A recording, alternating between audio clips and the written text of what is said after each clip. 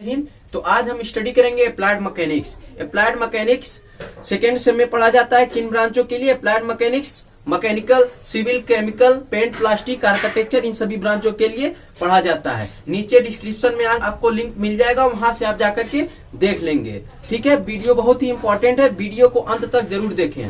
तो देखिए, जमीन पर बैठकर क्यों आसमान देखता है, जमीन पर बैठकर क्यों आसमान देखता है, अपने पंखों को खोल जबाना उड़ान देखता है। तो चलिए आज हम पढ़ते हैं अप्लाइड मैकेनिक्स। मैकेनिक्स क्या होता है?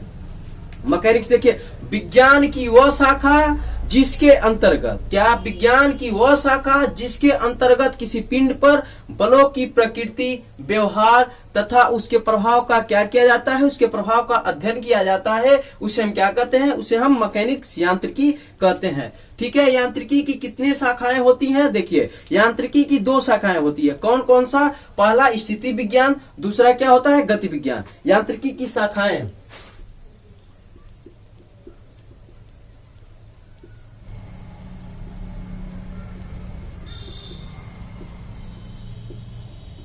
इसे कितने शाखाओं में बांटा गया? इसे दो शाखाओं में बांटा गया है। पहला कौन सा है? पहला हमारा है स्थिति विज्ञान। पहला कौन सा है? स्थिति विज्ञान।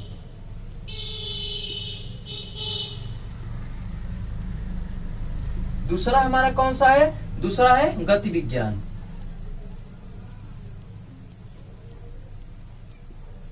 स्थिति विज्ञान को इंग्लिश में क्या कहते हैं और गति विज्ञान को इंग्लिश में क्या कहते हैं? देखिए, स्थिति विज्ञान को इंग्लिश में स्टैटिक्स कहते हैं और गति विज्ञान को इंग्लिश में डायनामिक्स कहते हैं। ठीक है, तो देखिए इसका इंग्लिश में क्या इसे बोलते हैं? स्टैटिक्स।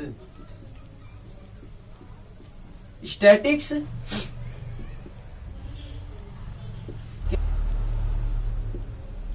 डायनामिक्स। ठीक है, तो देखिए स्टैटिक्स क्या होता है और डायनामिक्स क्या होता है। स्टैटिक्स का परिभाषा देखते हैं, उसके बाद डायनामिक्स का परिभाषा देखते हैं। स्टैटिक्स विज्ञान क्या होता है? देखिए, स्थिति विज्ञान यांत्रिकी की वह शाखा जिसके अंतर्गत यदि कोई पिंड विरामावस्था में है तो उस पर लगने वाले बलों का अध्ययन किया जाता है। क्या? यदि कोई पिंड विरामावस्था में है तो उस पर लगने वाला बल क्या होगा? उस पे लगने वाले बलों का हम क्या करेंगे? अध्ययन करेंगे। ठीक है, उसे हम क्या कहेंगे? स्थिति विज्ञान। जैसे नाम से इसको जाहिर है, कोई भी पिंड स्थिति में विरामावस्था में रहेगा, उसे हम क्या कहेंगे? स्थिति विज्ञान कहेंगे, सिंपल भाषा में। ठीक है, देखिए एक बार और डिफिनेशन सुनिए। यांत्रिकी की वह शाखा जिसके अंतर्गत, किसके अंतर्गत? जिसके अंतर्गत कोई पिंड विरामावस्था में है तो उसके हम क्या करेंगे? उसका हम अध्ययन करेंगे, उसे हम क्या कहेंगे? उसे हम स्थिति विज्ञान कहेंगे। ठीक है, स्थिति विज्ञान कहेंगे। अब गति विज्ञान देखिए क्या होता है? यांत्रिकी की वह शाखा जिसके अंतर्गत कोई भी पिंड गतिमान अवस्था में हो तो उस पर लगने वाले बलों का हम अध्ययन करेंगे, उसे हम क्या कहेंगे? गति विज्ञान कहेंगे। डिफिनेशन एक बार और देखिए, यांत्रिकी की वह शाखा जिसके अंतर्गत यदि कोई पिंड गतिमान अवस्था में हो तो क्या? गतिमान अवस्था में हो तो उस पर लगने वाले बलों का हम क्या करेंगे? अध्ययन करेंगे, उसे हम क्या कहेंगे? उसे हम गति विज्ञान कहेंगे, डायनामिक्स कहेंगे। ठीक है, यदि ये कोई पिंड है, इसमें गति कर रहा है तो इस पर लगने वाले बलों का अध्ययन किया जाएगा, उसे हम क्या कहेंगे? उसे हम गति विज्ञान कहेंगे। देखिए, गति विज्ञान भी कितने प्रकार का होता है? गति विज्ञान भी दो प्रकार के होते हैं। डायनामिक्स भी कितने प्रकार का होता है? डायनामिक्स दो प्रकार का होता है। पहला क्या होता है? काइनेटिक्स, दूसरा क्या है? काइनेटिक्स। देखिए, ये भी कितने प्रकार का होता है? गति विज्ञान भी दो प्रकार का होता है। पहला कौन सा होता है? देखिए, पहला काइनेमेटिक्स होता है, काइनेमेटिक्स, और दूसरा क्या होता है? दूसरा काइनेटिक्स होता है। पहला हमारा कौन सा होता है? पहला हमारा काइनेटिक्स होता है, दूसरा काइनेटिक्स होता है। इसे क्या कहते हैं? इसे शुद्ध गतिकी कहते हैं, इसे हम क्या कहेंगे? इसे बल गतिकी कहेंगे। पहला हमारा कौन सा होता है? पहला शुद्ध गतिकी होता है,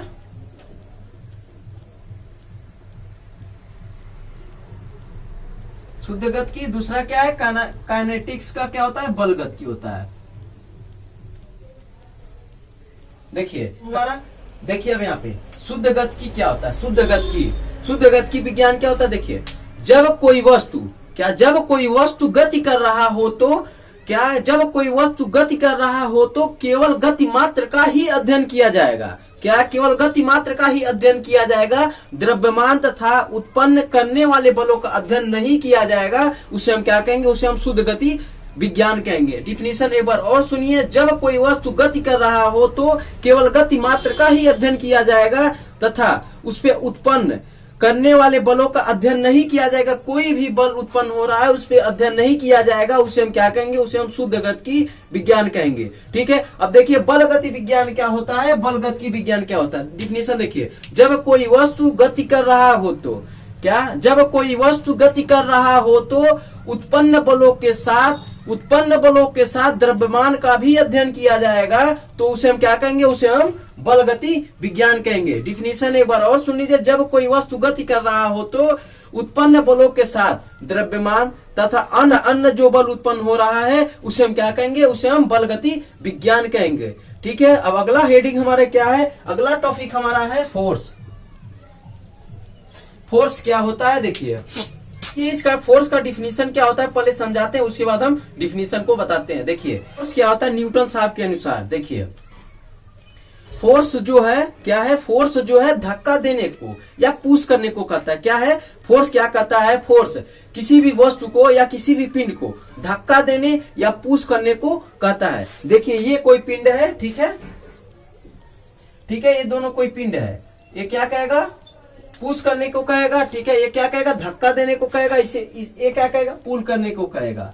ठीक, या तो कोई फोर्स होगा खींचने वाला फोर्स होता है। यह एक प्रकार का क्या करता है, यह एक प्रकार का कोशिश करता है। क्या करता है, यह एक प्रकार का कोशिश करता है। जैसे हम किसी ट्रेन को धकेलते हैं, ठीक है, क्या जैसे हम किसी ट्रेन को ढकेलते हैं, अब वो ढकेला नहीं पाता है, लेकिन हम क्या कर रहे हैं, लेकिन हम कोशिश कर रहे हैं, उसे हम क्या कहेंगे, उसे भी हम फोर्स ही कहेंगे। डिफिनीशन पे देखते हैं, ये देखिए का डिफिनीशन देखिए, बल वह बाह्य कारक है जो किसी पिंड की अवस्था परिवर्तन करता है या करने का प्रयत्न करता है, उसे हम क्या कहते हैं, उसे हम फोर्स या बल कहते हैं। ये रहा डिफिनीशन। ठीक है, यदि हम किसी ट्रेन को धक्का देते हैं, ढकला नहीं जाता है, लेकिन उस पर हम क्या कर रहे हैं, प्रयत्न कर रहे हैं, उसे हम क्या कहेंगे, उसे हम फोर्स ही कहेंगे। ठीक है, अब देखिए टाइप ऑफ फोर्स क्या होता है, टाइप्स ऑफ फोर्स।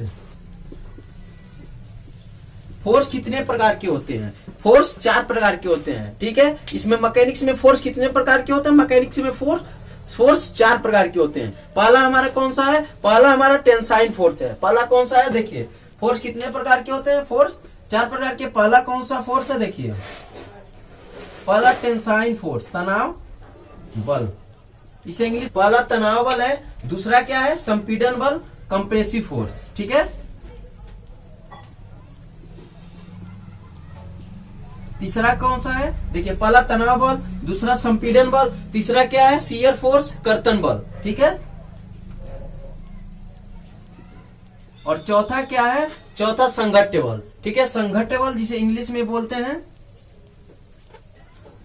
जिसे इंग्लिश में क्या कहते हैं, इंग्लिश में इम्पैक्ट फोर्स कहते हैं। इम्पैक्ट फोर्स इंग्लिश में कहते हैं, हिंदी में संघट्य बल कहते हैं। देखिए तनाव बल क्या होता है, टेंशन फोर्स। तनाव बल क्या होता है, तनाव बल वह बल जो किसी पिंड में खिंचाव उत्पन्न करता है तथा जिसे पिंड के कणों में क्या हो जाता है, परिवर्तन हो जाता है, उसे हम क्या कहते हैं, उसे हम तनाव बल कहते हैं। ये कोई पिंड है, ठीक है, इसमें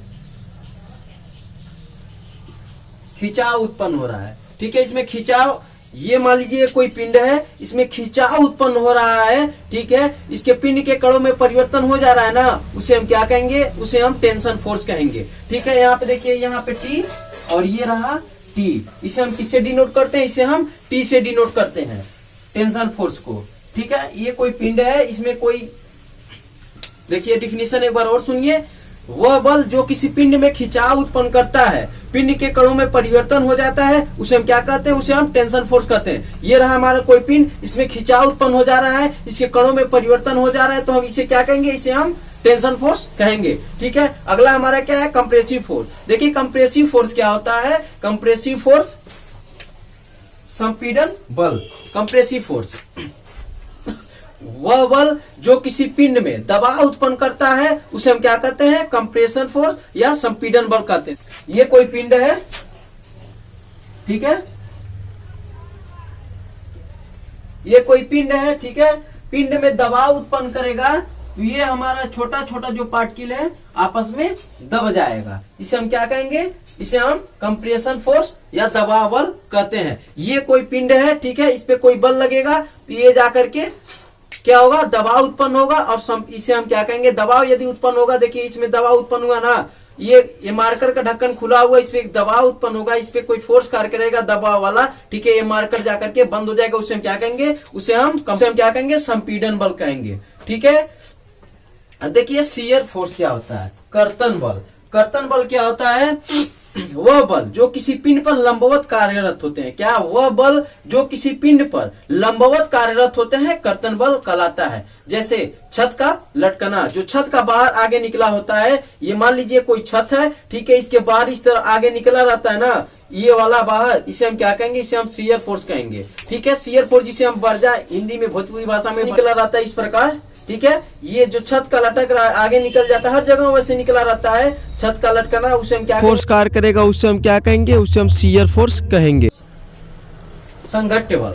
संघट्य बल वह बल, संघट्य बल क्या होता है, वह बल जो किसी पिंड पर अचानक कार्यरत होता है, उसे हम क्या कहते हैं, उसे हम इम्पैक्ट फोर्स कहते हैं। एक बार डिफिनेशन और सुनिए, वह बल जो किसी पिंड पर अचानक कार्यरत होते हैं उसे हम क्या कहते हैं, इम्पैक्ट फोर्स कहते हैं। जैसे आप कहीं पे बैठे हुए हैं, जैसे आप ट्रेन में बैठे हुए, अचानक ब्रेक लगा, आगे की ओर झुक गए, उसे हम क्या कहते हैं, उसे हम ब्रेक का लगना, ये हमारा क्या है, एग्जाम्पल है, ठीक है। इम्पैक्ट फोर्स अचानक कार्यरत, आगे कुत्ता बिल्ली आ गया, ठीक है, अचानक ब्रेक लगा दिया, उसे हम क्या कहेंगे, उसे हम इम्पैक्ट फोर्स कहेंगे। यदि कोई भी कहीं भी आप बैठे हैं, अचानक ब्रेक लगा, वो क्या होगा, वहां पे कौन सा फोर्स कार्य करेगा, वहां पे इम्पैक्ट फोर्स कार्य करेगा, ठीक है। देखिए टेंशन फोर्स का एक आध दो और एग्जांपल देख लीजिए। टेंशन फोर्स का हमेशा रेगुलर टेंशन फोर्स के दैनिक क्रिया में हमेशा होता रहता है। जैसे क्रेन जो होता है ना, क्रेन जब खींचेगा तो वहां पे क्या होगा, टेंशन होगा, ठीक है, टेंशन होगा वहां पे, ठीक। दूसरी बात ये, दूसरा एग्जांपल क्या है, कुएं से यदि पानी निकालेगा, घड़ा नीचे जाएगा, ठीक है, घड़ा नीचे गया रहेगा, वहां से खींचेगा पुली के माध्यम से, तो वहां भी क्या होगा, टेंशन ही होगा, ठीक है। अब देखिए अगला टॉपिक हमारा क्या, अगला टॉपिक है बल लक्षण के बारे में, जो हमारे सिलेबस में नहीं है।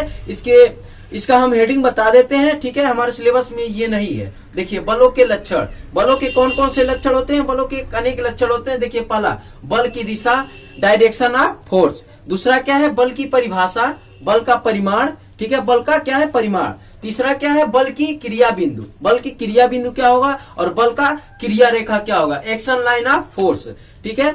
अगला देखिए, अगला टॉपिक अब हमारा क्या, अगला टॉपिक हमारा है बलों के भौतिक स्वतंत्रता का सिद्धांत। क्या, अगला टॉपिक हमारा है बलों के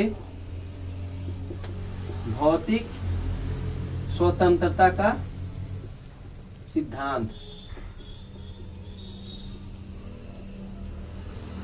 ये हमारा रहा अगला टॉपिक। अगला टॉपिक हमारा क्या है, बलों के भौतिक स्वतंत्रता का सिद्धांत, ठीक है। द डिफिनीशन सुनिए, इसका डिफिनीशन क्या होगा।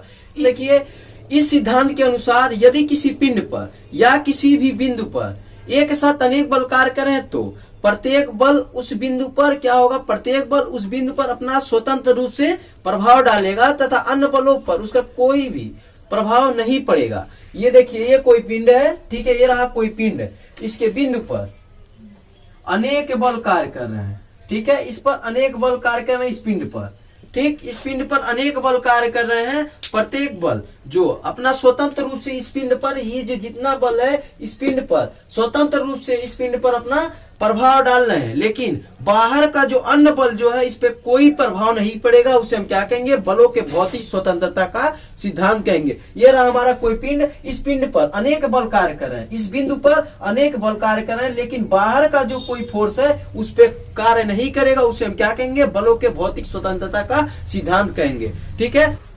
अगला टॉपिक हमारा है बलों के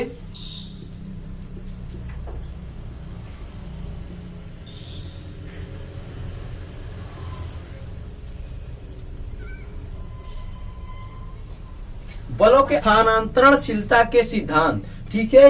ये दोनों जो टॉपिक है मोस्ट इंपोर्टेंट टॉपिक है, ये जो दोनों है, ठीक है, इससे हर साल एग्जाम में पूछा ही जाता है, ठीक है।